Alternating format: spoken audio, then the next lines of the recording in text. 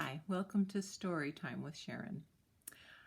I have always loved children's books, and I have quite a collection. So I was thinking that since we're all at home, it might be a fun thing to do to share some of them with you. The first one is called Miss Rumphius by Barbara Cooney. It was published in 1982. I have it right here. Whoops. There we go.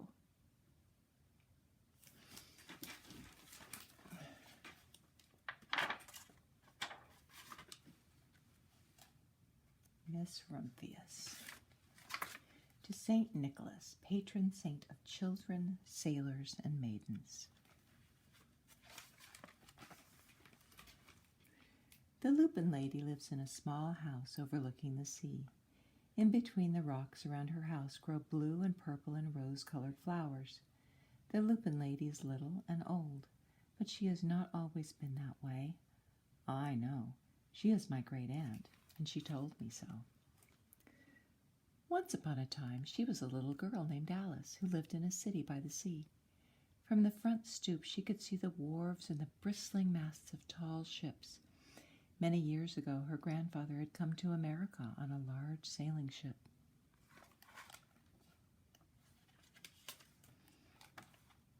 Now he worked in the shop at the bottom of the house, making figureheads for the prows of ships and carving Indians out of wood to put in front of cigar stores.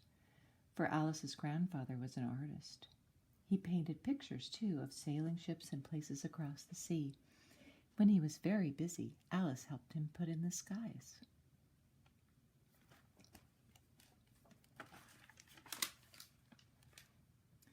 In the evening, Alice sat on her grandfather's knee and listened to his stories of faraway places. When he had finished, Alice would say, "When I grow up, I too will go to faraway places, and when I grow old, I too will live beside the sea." "That is all very well, little Alice," said her grandfather, "but there is a third thing you must do." "What is that?" asked Alice. "You must do something to make the world more beautiful," said her grandfather. "All right," said Alice, but she did not know what that could be. In the meantime, Alice got up and washed her face and ate porridge for breakfast. She went to school and came home and did her homework, and pretty soon she was grown up.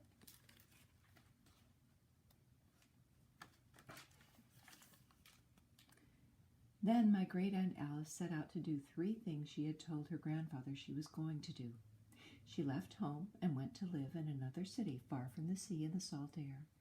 There she worked in a library, dusting books and keeping them from getting mixed up, and helping people find the ones they wanted. Some of the books told her about faraway places. People called her Miss Rumphius now. Sometimes she went to the conservatory in the middle of the park.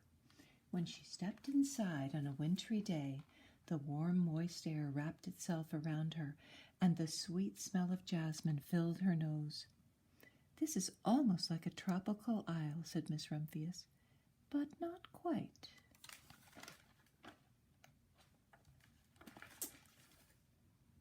So Miss Rumphius went to a real tropical island, where people kept cockatoos and monkeys as pets. She walked on long beaches, picking up beautiful shells.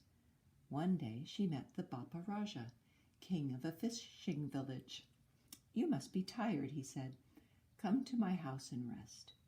So Miss Rumphius went in and met the Bapa Raja's wife. The Bapa Raja himself fetched a green coconut and cut off a slice off the top so that Miss Rumphius could drink the coconut water inside.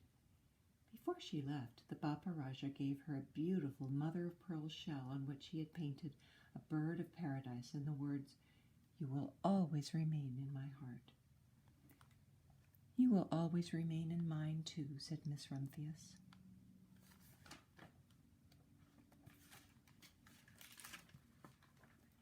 My great-aunt Miss Rumphius climbed tall mountains where the snow never melted. She went through jungles and across deserts. She saw lions playing and kangaroos jumping, and everywhere she made friends she would never forget. Finally, she came to the land of the lotus eaters, and there, Getting off a camel, she hurt her back. "What a foolish thing to do," said Miss Rumphius. "Well, I have certainly seen faraway places. Maybe it is time to find my place by the sea." And it was, and she did.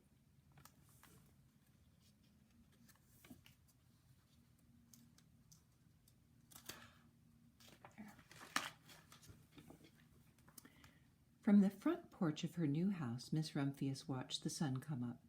She watched it cross the heavens and sparkle on the water, and she saw it set in glory in the evening. She started a little garden among the rocks that surrounded her house. She planted a few flower seeds in the stony ground. Miss Rumphius was almost perfectly happy. "But there is still one more thing I have to do," she said.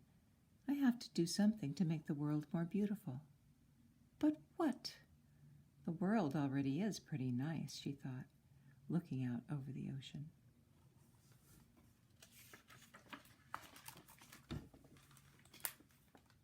The next spring, Miss Rumphius was not very well. Her back was bothering her again, and she had to stay in bed most of the time.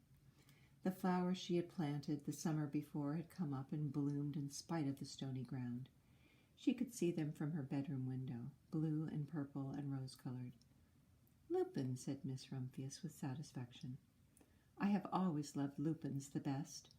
I wish I could plant more seeds this summer so that I could have still more flowers next year." But she was not able to.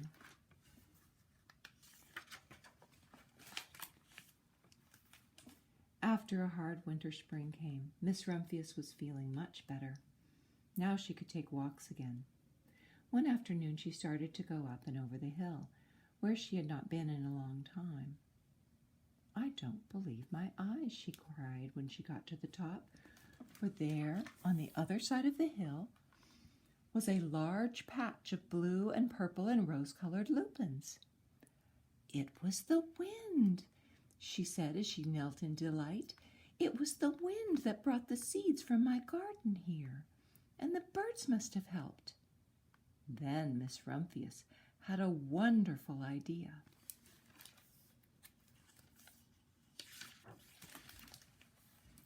She hurried home and got out her seed catalogs.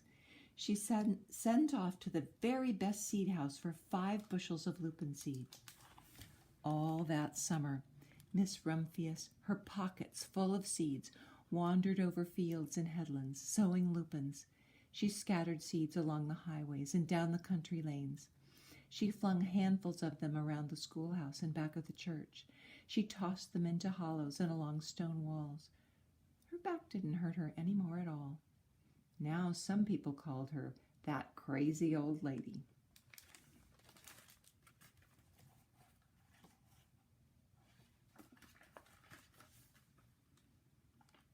The next spring there were lupins everywhere.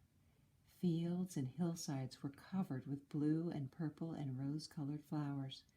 They bloomed along the highways and down the lanes. Bright patches lay around the schoolhouse and back of the church. Down in the hollows and along the stone walls grew the beautiful flowers. Miss Rumphius had done the third, the most difficult thing of all.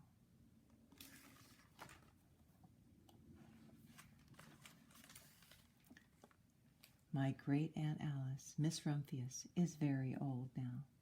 Her hair is very white. Every year there are more and more lupins. Now they call her the Lupin Lady.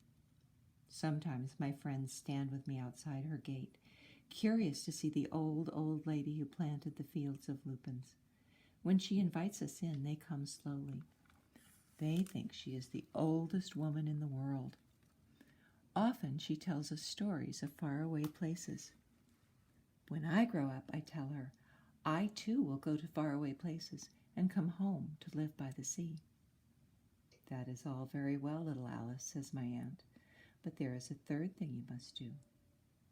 "What is that?" I ask. "You must do something to make the world more beautiful."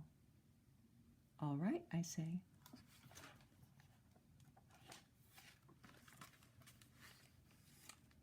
But I do not know yet what that will be.